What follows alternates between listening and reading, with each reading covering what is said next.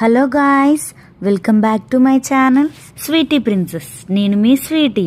ఈరోజు క్రిస్పీగా ఎంతో టేస్టీగా ఉండే ఫ్రెంచ్ ఫ్రైస్. చలో ప్రాసెస్ ఏంటో చూద్దాం. ఫస్ట్ 500 గ్రామ్స్ ఆలు మీడియం సైజులో తీసుకొని నీట్గా కడగాలి.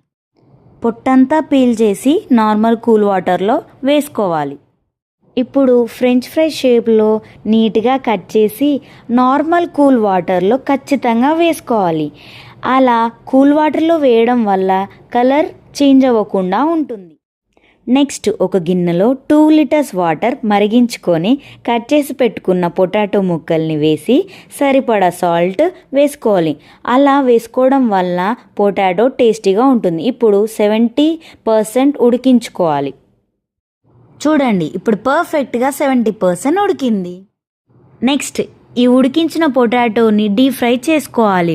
ఒక బాండీ పెట్టుకొని ఆయిల్ పోసి ఉడికించిన పొటాటో ముక్కల్ని గోల్డ్ కలర్ వచ్చేదాకా ఫ్రై చేసుకోవాలి. మరొకసారి అలానే డబుల్ ఫ్రై చేసుకోవాలి. అలా డబుల్ ఫ్రై చేసుకోవడం వల్ల క్రిస్పీగా ఉంటుంది. డీప్ ఫ్రై చేసుకున్న పొటాటోని కారం, మిరియాల పౌడర్, జీలకర్ర పౌడర్, టేస్ట్ తగ్గ సాల్ట్ వేసుకొని ఈవెన్గా కలుపుకోవాలి.